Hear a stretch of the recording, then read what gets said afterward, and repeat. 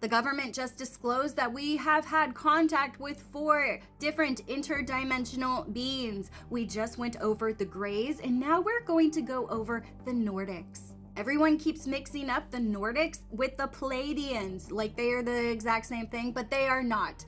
The Nordics are usually described as tall humanoid beings. They have blonde, silver, or white hair. They do have very symmetrical features. They have different types of eye colors. They have piercing blue eyes. They have silver eyes, violet eyes, or sometimes pink tones to them, which shows you that they're older in age. So usually they're between 6 to 9 feet tall, so they're very tall, extremely telepathic, very calm presence when you are around them. Pleiadian usually describes an origin, meaning a being that is connected to the Pleiades star system. The Pleiades star system is in the constellation of Lyra. These are some of the oldest beings that have seeded humanity. So yes, some Pleiadians are described as Nordic looking, but not every Nordic is a Pleiadian. And that's where people often kind of confuse the two. But as you go deeper into the UFO encounters, the contactee reports, whistleblower stories, metaphysical research, the more complicated the Nordic phenomenon actually becomes. Some describe them as protectors and as guides helping humanity evolve, but others describe them as emotionally detached, like manipulist. They manipulate everything, elitist, or involved in genetic programs where they do abduct civilians. There are multiple Nordic factions with completely different intentions. Some experiencers describe them as almost like higher dimensional beings, not fully extraterrestrial in a physical sense because they are not physical 3-dimensional beings, but interdimensionally humanoid intelligences that are capable of stepping into lower density realities like Earth. That's why so many compare them to angels or watchers or these ancient sky people, because they look close enough to human, but they are not fully human, almost perfected. But according to many accounts, their psychic abilities are so intense. Telepathy is the main one. That's how they have communication with you. So they communicate directly through thought transfer, through images, through emotions, concepts, feelings, downloads of information, and even future timeline visions. So some experiencers, they claim simply by being near them changes your emotional state entirely. They emit certain frequencies, and they also use their psionic abilities to create calm feelings, visions of calmness as well. But some others say that they felt mentally scanned, because they do. They scanned your whole energy field. They know exactly what you're thinking, and they felt frozen. Yes, they can do that as well. Either a cold feeling will come over you, or you literally will freeze in your tracks. You cannot move. It's almost kind of like this sleep paralysis, but standing straight up.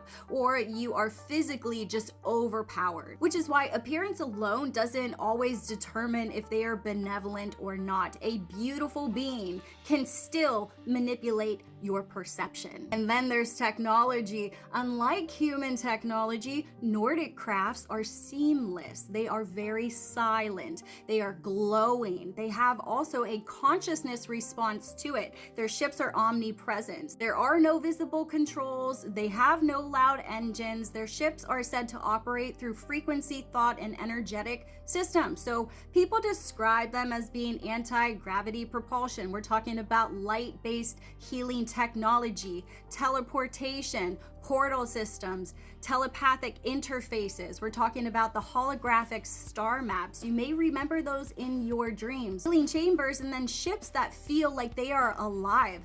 So they are described as massive motherships that are used for observation, healing, training, or timeline monitoring. They also have smaller observational ships in their own type of orb systems that monitor, that are smaller, like the Buga sphere. They all come in different shapes forms, sizes, colors, all of that. And this is where Earth kind of comes into this story, because according to many contact narratives, Nordics are here because humanity is approaching a major evolutionary threshold.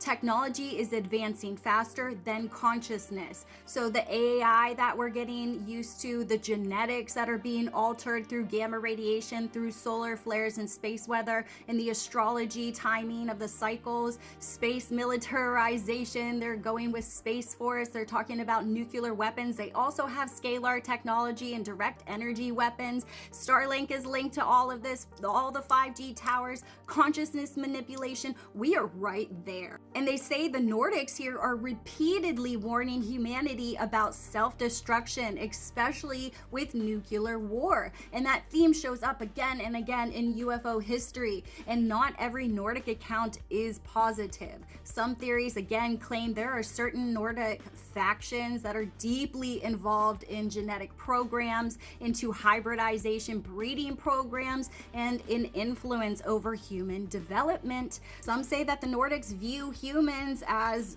primitive, unstable, and really easy to manipulate. So the real question isn't, are Nordics good or bad? The real question is, which Nordic faction are we talking about? Because there may be benevolent Nordics, there may be natural observers, and controlling factions all operating under a similar humanoid appearance. And that's why discernment matters.